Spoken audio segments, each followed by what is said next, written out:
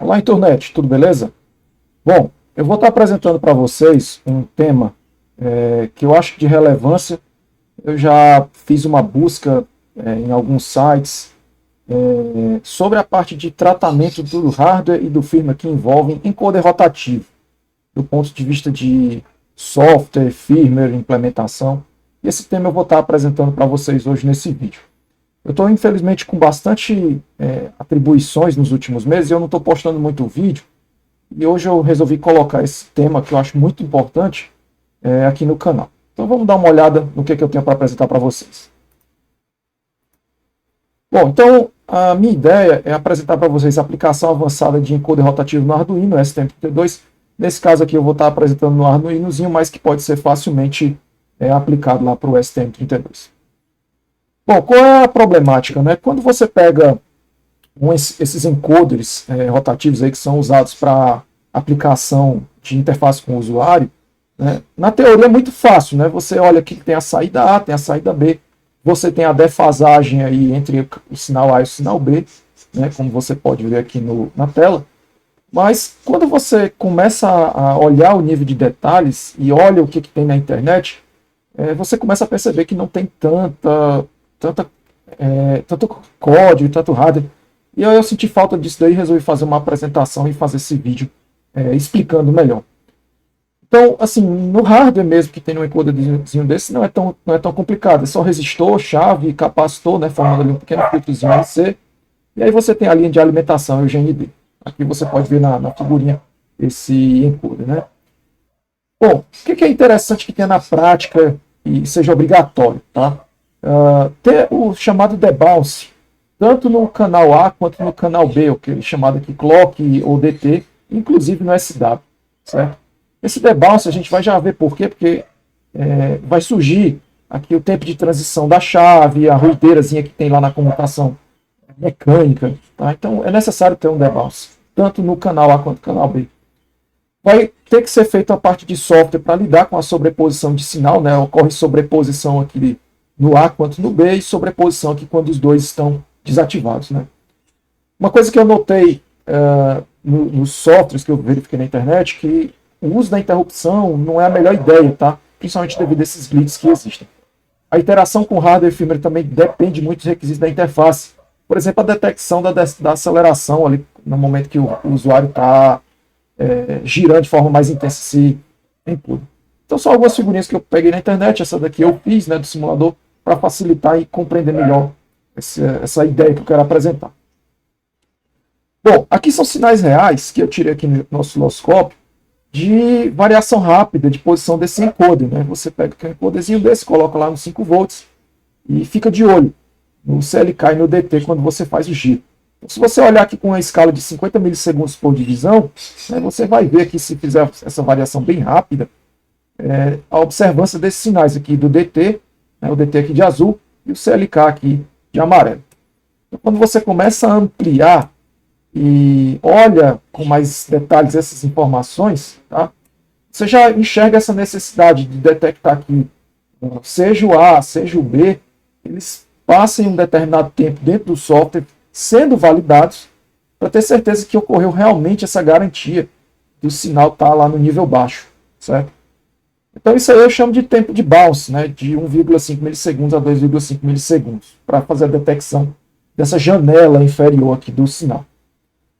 Bom, outra coisa importante é essa detecção de 6 a 8 pulsos, né, se você fizer aqui e contar, tem esses 6 a 8 pulsos de transição dentro dessa janela de 50 até 150 milissegundos, tá? Aqui eu coloquei 50, mas pode ser uma janela de 50 a 150 milissegundos, para tentar identificar para o usuário essa condição de detecção de variação rápida, que o usuário realmente está querendo modificar de forma mais intensa os valores do encoder. Bom, se for feita uma variação mais lenta, né, você vê aí que aqui já está na mesma escala de tempo de 50 milissegundos, né, você vê que detectou primeiramente essa transição do canal A para 0, e depois essa transição do DTB para 0. Né? Veja que aqui é um único pulso dentro dessa janela de tempo, nessa sequência de pulsos do A para o B. Tá? E veja que essa ideia do debounce de 1.5 a 2.5 ela vai se tornar válida, mesmo na condição de variação lenta. Bom, Um problema que pode surgir, e eu coloquei lá na apresentação inicial, foi a questão do falso positivo na interrupção. Porque quando existe essa característica de transição, né, essa característica exponencial aqui, o circuito que está ali do lado da interrupção, que está ali associado ao pino do STM, ou mesmo do Arduino, do ATmega, ele pode detectar essa transição aí como sendo múltiplas fontes de transição, de subida. Né? Isso pode gerar falso positivo. Né? Ocorre a transição muito lenta, e aí o circuito que está ali mesmo, com uma filtragem, você vai ter essa problemática. Então, é interessante que a gente pense de forma um pouco diferente, já que as escalas de tempo que a gente está lidando aqui são sempre na ordem de milissegundos. Bom, a variação normal, né, o posicionamento normal, está aí o diagrama de temporização, né, do canal A primeiramente para o canal B, e aqui mostrando o efeito contrário. Quando você gira no sentido contrário, você detecta primeiro o B e depois o A. Bom, então, quais requisitos de firmware, software e interface com o usuário, user interface, nós temos que pensar? Né? Uma solução de debounce para os 3 canais de I/O vai ter que ter para o A, para o B e para o botão principal, né? O tempo mínimo de configuração de pulso, ali de 1 até 2 milissegundos. O que seria esse tempo mínimo de configuração? Seria a confirmação, né? Em que aconteceu a transição e que ele passou dentro dessa região ali em 0. Uma máquina de estados específica para o debounce e detecção dessa sequência. E algumas metodologias mais interessantes para o incremento das variáveis, tipo float, tipo int, por exemplo. E aqui eu estou citando formas de linear quadrática, né, exponencial, base selecionável, por aí vai. Eu vou já explicar matematicamente o que são essas ideias e apresentar isso do ponto de vista de código, como essas ideias podem ser apresentadas. Bom, o que seria a ideia do incremento linear? Né? A cada 5 pulsos, você tem 5 incrementos na variável de interesse. É simples, porém ela não é tão adequada para o usuário. Você vai ter que fazer muito giro ali no encoder para chegar no seu objetivo. Já a metodologia quadrática, você tem 5 pulsos que vai produzir, por exemplo, 25 incrementos na variável. O aumento é mais sofisticado, né? Porém pode ser desconfortável. Você pode ter uma redução na granularidade de valores. Por exemplo, o usuário ele pode querer incrementar de um em um nível e dar aquele salto mais rápido em determinados momentos. Por exemplo, vamos supor que seja uma alteração de volume. Né? Você quer incrementar de forma lenta, mas às vezes tem interesse de incrementar de forma rápida. Aí surge a ideia de você fazer isso de forma exponencial. 5 pulsos vão produzir incrementos. Ou mesmo fazer uma base selecionável, onde o usuário vai selecionar qual a potência vai ser incrementada ou decrementada ao apertar o botão. E também existe a questão da transição ser dinâmica. Fazer uma transição entre linear e exponencial quando você faz a detecção de um número de pulsos dentro de uma determinada janela, ou a ausência de pulsos dentro dessa janela de tempo, que é a implementação que eu vou estar apresentando aqui para vocês. Bom, o setup que eu mostrei no início aí do vídeo é essa combinação aí do Arduino Nano, um OLEDzinho de 128 por 64 em 2C, as conexões estão aí no vídeo, né? O A5 no SCL, o A4 no SDA, e os encoders vão estar no pino D7, que é o A, o clock, o D4 é o SW, o D2 é o B ou o DT. Então aqui o desenhozinho ele ajuda bastante nesse aspecto. Vamos ao código, né? Eu utilizei aqui o VS Code, plataforma I/O. Nesse código que vocês estão vendo, eu não estou apresentando a parte do OLED, eu vou mostrar depois. E aqui tem o essencial que diz respeito à parte de configuração de pinos e estruturas que estão sendo utilizadas no código e funções. Vamos lá. Bom, aqui são as definições que eu fiz para pinos, né? Pin QA, que é o pino 2, o SW, que é o pino 4, e o QB, que é o 7. Aqui algumas definições de tempo, porque eu estou utilizando a função micros para retornar quantos microsegundos o Arduino já está ligado. Então eu vou ter aqui como valor de comparação 1.500 microsegundos. Outra constante relevante é a questão do tempo de transição, que aqui eu coloquei 15.000 microsegundos. E o número de pulsos que eu tenho que detectar para compreender que eu estou querendo realizar uma transição rápida, uma variação rápida no encoder. De novo, eu vasculhei na internet vários exemplos de aplicação utilizando encoder, não gostei de nenhuma solução. Então eu vim com esse vídeo para apresentar uma solução muito mais interessante, muito mais profissional para a comunidade. Bom, eu tenho uma TypeDef Struct que eu estou construindo aqui algumas variáveis para dentro dessa estrutura chamada encoder. E dentro delas vão constar estado do encoder, transição, estado da chave, certo? Essa aqui eu não coloquei, mas já está presente. E a variável de incremento do estado, né? Se eu quero incrementar por uma unidade ou decrementar por uma unidade. Se eu quero incrementar por 10 unidades ou quero decrementar a variável em 10 unidades. E os demais unsigned longs que se referenciam à questão de temporização do debounce do timer A, o debounce timer B, né, da transição do A para o B, da combinação que é a B, né, que é a combinação de ambos, e o debounce lá do software, da switch. Bom, aqui a gente tem o setup, que é o serial begin, a gente vai estar monitorando isso aqui tudo pela porta serial, e uma funçãozinha que vai fazer a inicialização de todas essas portas. Dentro do loop, eu só tenho uma função que dá o check encoder, que ela é quem vai efetivamente fazer a análise temporal do encoder. Uma funçãozinha aqui para dar blink, só para me saber que o Arduino está rodando, certo?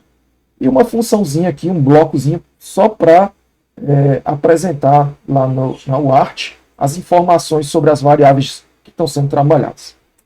E uma função de processamento do encoder, de como é que as variáveis de estado, temporização, elas se encontram. Vamos começar a adentrar na parte do encoder, né? Como essas ideias aqui elas vão se concatenar. Bom, a init encoder, ela efetivamente vai configurar os pinos que estão sendo usados na aplicação e a funçãozinha process encoder.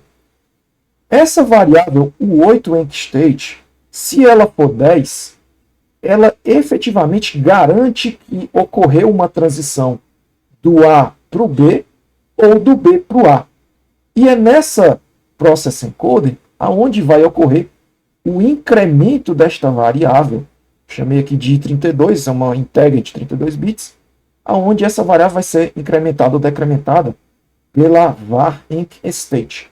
Essa daqui é que vai sofrer mudança da detecção se eu estou querendo incrementar ou estou querendo decrementar com a mudança mecânica lá no encoder. Bom, vamos olhar aqui agora a check encode. Essa parte do código é onde eu vou fazer a verificação inicial de qual pino ela vai acontecer primeiro, se é o A ou se é o B, bem como ter a temporização de debounce para cada um deles. Então, inicialmente, essa u8enkstate, ela é zerada, ela é resetada no início do código, e nessa check encoder pode ser que venha o pulso A ou B, nessa transição aqui para a parte baixa. Então, se ocorre primeiro o A, por exemplo, que é nessa situação que vem alto e aconteceu o baixo, essa digital read, que é sendo realizada aqui na linha 76, ela ocorre, ela se torna verdadeira. Então, o pino A foi detectado e aí se inicia o processo de temporização para que ele fique efetivamente dentro dessa temporização que foi definida, né? Se define debounce enk micros, que no caso foi 1500 microsegundos. Se isso aqui acontece, beleza, ocorre mudança da minha variável de controle de estado. Ela vai para o enkstate AB igual a 3. Ou seja, essa parte aqui, né, ela não entraria mais na próxima execução dessa check encoder. Tá? Se tivesse ocorrido do azul ter efetivamente entrado primeiro, ele teria mudado a variável para enkstate AB para 5. Tá? Obviamente, dado que o tempo de debounce ultrapassou aqui os 1500 microsegundos. Se caso esse tempo, essa transição aqui fosse um glitch, uma transição rápida, inferior a 1500 microsegundos, tá? Ele entraria aqui no else, ou neste outro else, e recarregaria a variável de controle temporizada, o lenk-timer A, com o valor atual do micros, do tempo que o Arduino está ativo. Então é uma estratégia um pouco mais sofisticada, que garante que eu estou tendo efetivação do tempo em baixo, tanto do encoder A quanto do encoder B. Ainda outro ponto importante nessa estrutura é o bloqueio se caso ambos estiverem embaixo, que é essa situação que está sendo apontada. Se isso acontece, tá, eu reseto os timers e ignoro esse estado. Ele mantém ainda nessa mesma máquina de estado de verificação. Isso aqui traz vantagens porque na hora que ele termina a execução dessa máquina de estado e esse laço entra novamente, pode ser que entre aqui ou aqui. E aí ele vai para a máquina de estado 3 ao ser resetado no processo e ele vai entender que o botão ou o encoder, a transição, aconteceu novamente, que não foi o que aconteceu. Então, nessa região aqui, ele se mantém ainda dentro dessa máquina de estado. Mais à frente, na verificação do encoder state 3, que é exatamente a finalização dessa transição aqui, que foi garantido o tempo 3, ele vai agora esperar que o pino B seja detectado exatamente por esse tempo de debounce, que é exatamente essa sequência. Ou seja, ele finalizou essa parte aqui temporal e esperou esse evento aqui acontecer. Em este evento aqui acontecendo, ele agora seta a minha variável state para mais 1 e manda o estado próximo e para 10, que é onde existe a efetivação da detecção do A para o B ou do B para o A, que é exatamente esse outro else if aqui na linha 112 que vocês estão vendo aí. State sendo sim, que foi setado previamente. Nesse instante é verificado o aparecimento do pulso A, e aí a var state ele se torna -1, novamente transferindo a máquina de estado para 10. Na parte inferior aqui a gente vê o que acontece, né? Ó, quando ela é 10, quando a máquina de estado de verificação do encoder é 10, ele só atualiza a temporização e espera que ocorra o tratamento dessa máquina de estados por outra função. Nessa outra função é onde efetivamente vai acontecer o incremento da variável de interesse. Se você estiver lidando com display, com outras variáveis, é interessante que isso seja separado, porque você pode tornar a sua aplicação mais sofisticada, mais interessante, separando essas funções que a gente está lidando aqui. Na parte final do código, você tem o bloqueio, né, de ambos, caso, por exemplo, seja detectada a situação onde o encoder está num estado em que os dois, tanto o canal A quanto o canal B, estão em altos. E aí ele vai e atualiza os timers e garante que o anchor state ele volte lá para o estado inicial. Então é importante para você poder reiniciar esse processo de máquina de estado do encoder. Bom, o resultado preliminar que a gente tem, certo? Que eu já tirei aqui do Platform.io, a gente pode visualizar aqui ao lado, né? Ele salta aqui de 0. Aqui é exatamente o micros, né? Quantos microsegundos a máquina já está em execução. E inicialmente a variável de interesse começa com 0. Quando você faz uma pequena transição, ele já saltou para -18, -47, -74. Tá? Isso aqui aconteceu porque eu suprimi do código as linhas que dizem respeito a esse bloqueio aqui, caso ambos estejam embaixo. Eu só fiz comentar essas linhas de 94 a 99 e essa situação aconteceu. Né? Ou seja, é tão rápido que ele detecta múltiplas vezes essa ação, ou de incremento ou de decremento. Então, a versão operacional mesmo, que existe a granularidade de incrementos de 1 em 1, né? Ó, por exemplo, -6, -5, -4, com as linhas de 94 a 99 ativas. Então, a ideia funciona. Só que aqui é aquela versão bem linear, bem lenta, né? E que para uma determinada aplicação em que o usuário ele tenha múltiplas opções de acerto, não é tão interessante que seja apresentado. Vamos ver a versão com crescimento ou multiplicativo ou exponencial. Bom, vamos aprimorar agora esse código por meio da inclusão da velocidade de incremento. O que eu fiz? A var state, que antes era uma int 8, ficava limitada ali entre menos 128 até mais 127. E aí eu resolvi agora tratar como se fosse uma long. E essa long, ela vai poder agora receber valores que podem ir com números de 32 bits com sinal, né?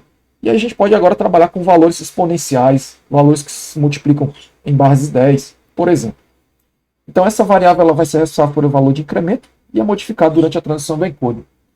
Dentro da process encoder, vai acontecer essa variável de transição temporal chamada Wait Enc Transitions. Esse exemplo aqui vai exibir duas metodologias de como essa Enc Transitions vai trabalhar. Deixa eu explicar aqui. Então, dentro da process encoder, quando foi detectado que existe situação ou de incremento ou de decremento, nas linhas 75 e 76, a minha variável de incremento ela vai ser multiplicada ou por uma potência, por exemplo, 2 elevado a essa Enc Transitions, ou uma opção aqui multiplicativa com um valor de incremento, uma constante, pelo Enc Transitions mais 1. É uma forma de criar ou um formato em potência ou um formato em rampa que você muda a inclinação do formato do incremento. Essa Enc Transitions ela vai ser o tempo todo incrementada caso essa Enc State seja igual a 10. Ou seja, detectou transição, ela incrementa. Detectou transição, ela incrementa. Obviamente, vai ter um ponto de parada. Quando for maior do que 10, ele trava em 10. Seja para o estado multiplicativo, seja para o estado exponencial. Bom, o encoder time transit, ele recarrega aqui esse valor em micros. E esse Enc timer transit, ele vai ser o temporizador que vai levar ao decremento dessa Enc transitions, caso não seja detectado variação de estado. Ou seja, nesse else aqui que vocês estão vendo, na linha 83, vai acontecer exatamente essa comparação temporal. Se o meu tempo está passando e não acontece mudança, não acontece transição, eu decremento a Enc Transitions e ela volta a ser 1. Certo? Ou seja, Enc Transitions aqui, uma hora vai chegar aqui e vai parar em 0. Então, 2 elevado a 0, nesse exemplo aqui vai dar 1. Ou seja, minha Enc State, que era mais 1 ou menos 1, vezes 1, vai se manter 1. Só que essa multiplicação ela vai acontecer por uma potência, 2 elevado a 3, 2 elevado a 4, 2 elevado a 10. Isso vai levar a uma velocidade de crescimento exponencial nessa aplicação aqui.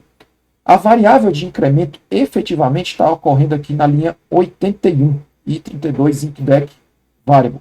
E ela vai ser incrementada com a minha LVAR IncState. Tá? Então aqui eu coloco algumas variáveis de depuração que vão nos auxiliar a visualizar lá no terminal. Vamos ver aí.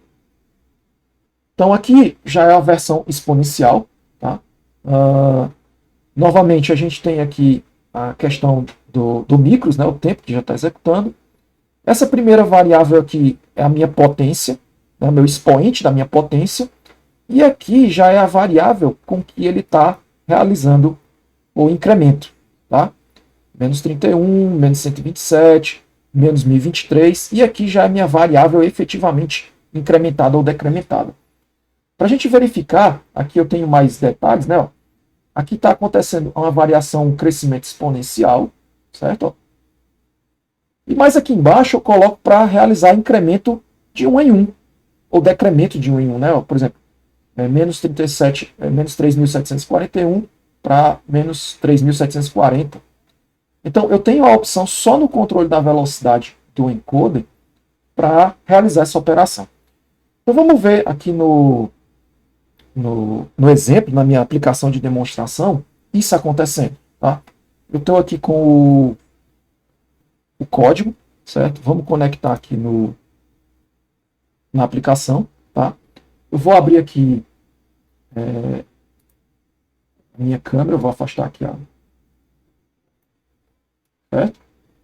Então, que vocês estão vendo aí a tela, e eu vou fazer a variação aqui Vou botar para fazer variação lenta.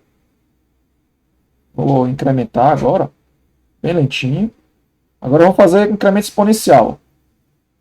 Veja como incrementa de forma bem rápida. Para o usuário isso é muito bom, uma interface dessa. Então assim, eu procurei na internet muito exemplo, não gostei do que eu vi, e aí resolvi fazer esse vídeo aqui para contribuir aí com a turma que está trabalhando com desenvolvimento de hardware. Enfim. Bom, na minha tela que vocês estão vendo, eu tenho um demo aqui com o setup, né? Dá para ver os valores. Deixa eu colocar aqui para vocês verem. Aqui eu já estou trabalhando com o OLED, aqui é o meu valor.